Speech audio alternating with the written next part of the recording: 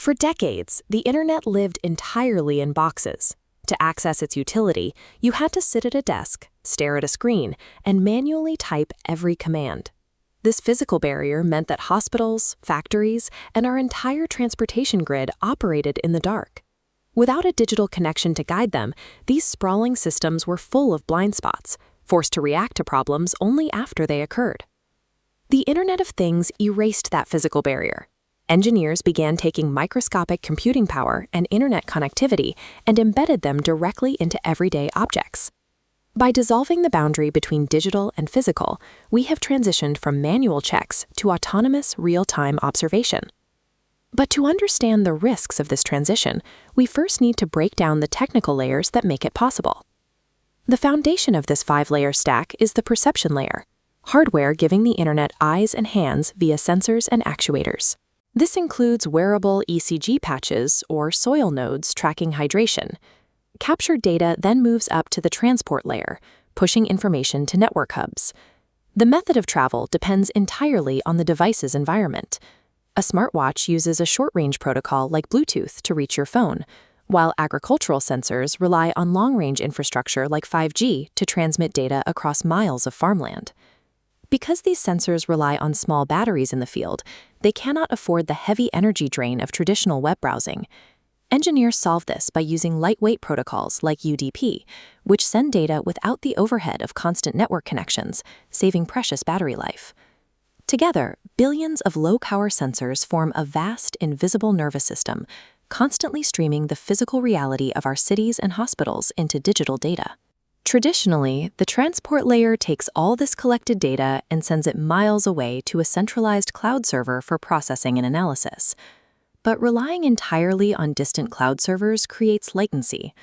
A split-second delay is acceptable when asking a smart speaker for the weather, but it is incredibly dangerous for an intensive care unit monitoring a failing heart, or a smart ambulance routing itself through oncoming traffic. The solution is edge computing, pushing processing power down to a local edge server next to the hardware. This drives AI IoT. The edge server instantly analyzes dropping vitals and fires a signal to trigger an actuator, operating without a human in the loop. Through local processing and AI, the internet has evolved from a passive collector into an autonomous engine, making real-time decisions on our behalf. But this brilliant efficiency comes with a dangerous trade-off.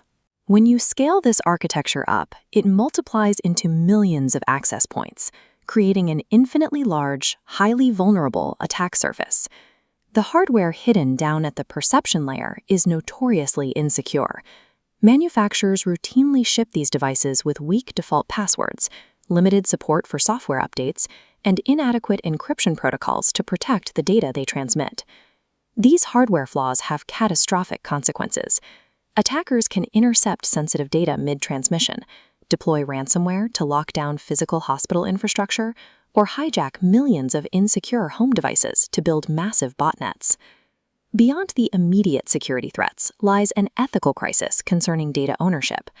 Once personal data is transmitted to third-party providers, users often lose control over how their health records or location patterns are used for corporate profiling. When this constant data harvesting is scaled across entire smart cities, it creates an infrastructure for persistent surveillance that functions without explicit user consent. Engineers are developing privacy-preserving technologies to combat this, like federated learning. Here, artificial intelligence is trained locally on the device itself. The system extracts only abstract mathematical patterns to share with the central network, keeping your raw personal data securely locked inside your own hardware. But technological solutions aren't enough on their own. Because manufacturers often prioritize functionality over safety, strict international regulatory frameworks like GDPR are mandatory to force the industry into adopting privacy by design standards by law. A fully connected, automated physical world is inevitable, but its safety is not. It must be intentionally engineered.